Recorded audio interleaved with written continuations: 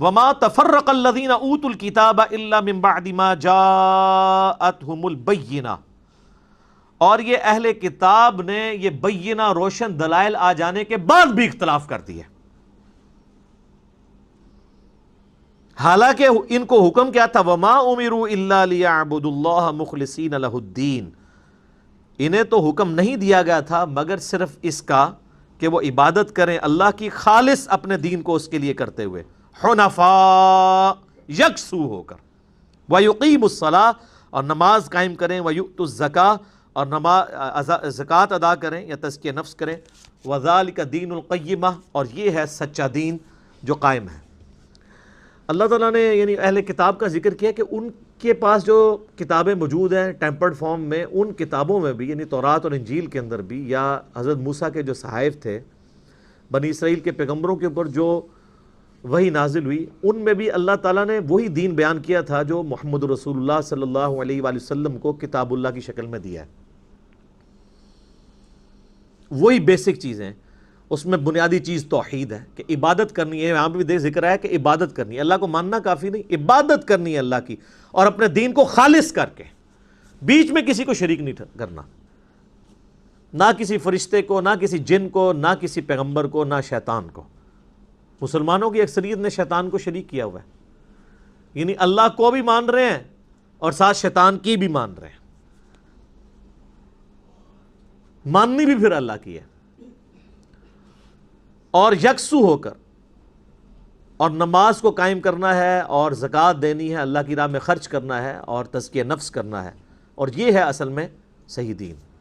لیکن حق آ جانے کے بعد بھی ان لوگوں نے دین قبول کرنے سے انکار کیا، اور اس کی ریزن جو ہے وہ اللہ تعالیٰ نے سورہ ال عمران میں بتائی ہے، ان الدین عند اللہ الاسلام، بے شک اللہ کے حضور ایکسیپٹیبل دین قیامت کے دن اسلام ہے۔ اور پھر اللہ تعالیٰ فرماتا ہے کہ اسلام کے آ جانے کے بعد جو یہود و نصارہ نے اس دین کے ساتھ اختلاف کیا تو وہ بغیم بینہم کی وجہ سے، آپس کی ضد کی وجہ سے کیا۔ یہ ضد اتنی بری چیز ہے کہ وقت کا پیغمبر موجود ہو تب بھی انسان کو بات سمجھ نہیں آتی۔ مجھے یہ بتائیں کہ یہ وقت کے جو پیغمبر ہوا کرتے تھے،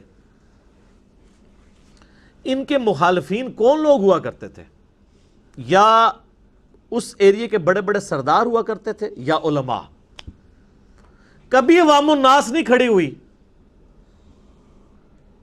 بخاری مسلم میں آتا ہے نا وہ جو ابو سفیان کی اور کیسر روم کی گفتگو ہے، تو وہ اس سے سوال پوچھتا ہے بتائیں ایمان کون لا رہا ہے؟ ان کا غریب لوگ ہی لے کے آتے، تقریباً نہیں لے آنا ہے نا، کیونکہ غریب تو پہلے ہی پیس رہے ہوتے ہیں، ان کو تو امید کی کرن نظر آتا ہے پیغمبر کہ چلو یہ ہمیں کوئی انصاف دلوائے گا۔ امیر لوگ سٹیک پہ لگے ہوتے ہیں، ان کی چودراہٹیں ختم ہو رہی ہوتی ہیں، سرداروں کی سرداریاں ختم ہو رہی ہوتی ہیں، وہ تو پیغمبروں کے پھر مخالفین بنتے ہیں نا، اور علماء بھی۔ حضرت عیسیٰ علیہ السلام کی مخالفت کس نے کی تھی؟ علماء یہود نے۔ یہ یروشلم کے اندر جب عیسیٰ علیہ السلام بیت المقدس میں جا کے دعوت توحید بلند کیا کرتے تھے تو ان کی مخالفت پہ کون کھڑا ہوتا تھا؟ علماء یہود۔ تو مولوی انی پیڑی شاہ ہے کہ پیغمبروں کے خلاف کھلول جاندہ جے، پوائنٹ ٹو بی نوٹڈ۔ اور یہ اتنی بری کیٹیگری ہے کہ ان کو پیغمبر بھی آ کے سمجھائے نا تو یہ بات نہیں ماننے کے لیے تیار ہوتے، الٹا یہ انبیاء کی توہین کرنا شروع کر دیتے ہیں۔ ہمارے نبی علیہ السلام کی مخالفت کس نے کی ہے مدینے میں؟ پہلے اوس اور خزرج کو یہ یہودی کہا کرتے تھے کہ وہ آخری نبی آئیں گے تو ہم ان کے ساتھ مل کے تمہارے ساتھ قتال کریں گے، پوری دنیا پہ ہماری حکومت ہوگی، اور جب نبی علیہ السلام آ گئے تو یہ یہودی مخالف ہو گئے۔ تو یہود کے علماء تھے، کیوں؟ وہ کہتے تھے کل کا چھوکرا آ کے ہمیں سمجھا رہا ہے۔ نبی علیہ السلام تو ان کے بچوں کی جگہ تھے نا، جہاں 70-80 سال کے سفید داڑھیوں والے مولوی بیٹھے ہوں یہودیوں کے، وہاں ایک 50 سال کا کالی داڑھی والا بندہ چلا جائے تو وہ بچے ہی ہیں کہ یہ کالی داڑھی والا سفید داڑھی، اتنے بڑے بڑے بزرگ پاگل ہیں۔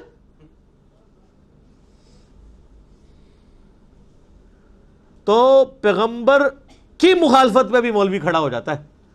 آج بھی جو دعوت پیغمبر کے پیٹرن پہ کھڑی ہوگی سب سے پہلے مولوی مخالفت کرے گا۔ دنیا کے کسی مذہب کا ماننے والا مولوی، چاہے ہندوؤں کا ہو پنڈت، چاہے وہ جیوز اور کرسچنز کے پادری ہو،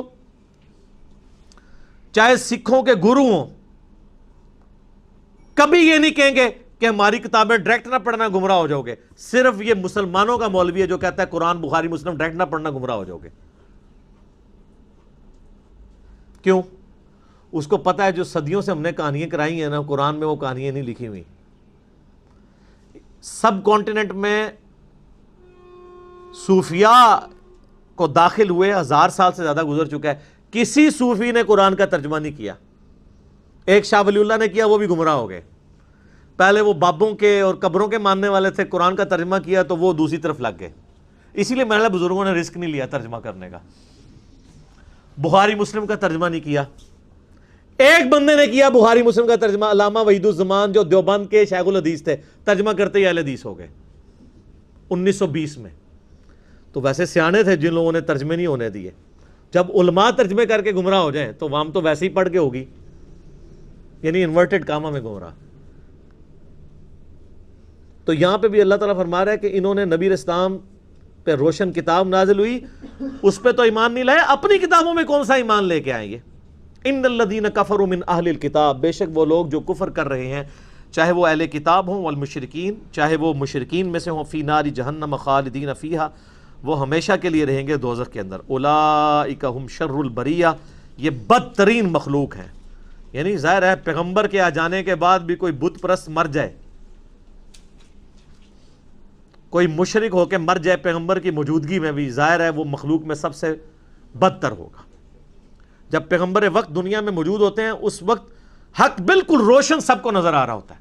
آج تو چلے 1400 سال گزر گئے ہیں، ہر فرقے نے اپنے اپنے بزرگوں کی کتابیں لے کے چل رہے ہیں، اب وہ صدیوں سے لوگ اپنے اپنے لگے ہوئے ہیں۔ یہاں تو حق پھر بھی تھوڑا سا ایک عام بندے کے لیے پہنچنا مشکل ہے، ناممکن نہیں ہے اگر اس کی نیت ہے تو۔ لیکن جب پیغمبر دنیا میں موجود ہوں تب تو کوئی دوسری رائے نہیں ہوتی ہے۔ پھر بھی پیغمبر کی موجودگی کے باوجود کوئی شخص گمراہ رہ جائے اور اسی طریقے سے دنیا سے چلا جائے تو اس سے بڑا بدبخت نہیں۔ اس لیے اللہ تعالیٰ نے فرمایا کہ یہ کافر جو ہیں، چاہے اہل کتاب میں سے ہوں چاہے مشرکین میں سے، ہمیشہ کے لیے دوزخ میں رہیں گے اور یہ بدترین مخلوق ہیں۔ اچھا، اس سے یہ بھی پتہ چل گیا کہ بعض لوگوں کی طرف سے یہ بھی ہنگامہ کھڑا کیا گیا نا کہ وہ جنت تو ہمیشہ کے لیے، دوزخ ہمیشہ کے لیے نہیں ہے۔ میرا یوٹیوب پہ کلپ بھی ہے، کیا دوزخ ہمیشہ رہے گی؟ رپلائی ٹو جاوید احمد غامدی صاحب، ان کا یہ موقف ہے کہ نہیں، ایک نہ ایک وقت آئے گا دوزخ ختم کر دی جائے گی۔ اور یہ صرف ان کا موقف نہیں ہے، امام ابن تیمیہ کا بھی یہی موقف ہے، محی الدین ابن عربی کا بھی یہی موقف ہے۔ یعنی بریلوی دیوبندیوں کے بزرگ محی الدین ابن عربی وحدت الوجود کے بانی، اور اہل حدیثوں کے بزرگ ابن تیمیہ، ان کا بھی یہی موقف ہے۔ لیکن ہوگا کہ جب یہ کلپ غامدی صاحب کا سامنے آتا ہے تو مولوی غامدی صاحب کو غلط کہتے ہیں، اپنے ابوں کو نہیں کہتے، تو پھر اس کا نقصان کیا ہوتا ہے؟ ان کے ماننے والے کہتے ہیں کہ یار آپ کا ابا کرے وہی بات وہ رحمت اللہ علیہ، ہمارا زندہ کرے تو لعنت اللہ علیہ۔ آپ کو تھا نا پچھلے دنوں ایک کلپ آیا غامدی صاحب کا، میں نے بھی ان کا رد کیا تھا، وہ کہتے تھے غیر محرم عورت سے آپ مصافحہ کر سکتے ہیں۔ تو اب مولویوں نے بڑا ہنگامہ کھڑا کیا۔ ان کے ایک سٹوڈنٹ ہیں جو خود تقی عثمانی صاحب کے مدرسے سے پڑھے ہوئے ہیں، اور دیوبند کے سب سے بڑے بزرگ سب کانٹیننٹ میں سرفراز خان صفدر صاحب کے پوتے عمار خان ناصر گجرانوالہ میں، وہ زاہد الراشدی صاحب کے بیٹے، سب سے بڑا علماء دیوبند کا خاندان ہے پاکستان میں۔ ان کا جو تیسری نسل میں بندہ ہے وہ غامدی صاحب کے ساتھ اٹیچ ہو گیا ہے، حالانکہ پڑھا وہ دیوبند سے ہوا ہے، ان کے یعنی مدرسے سے۔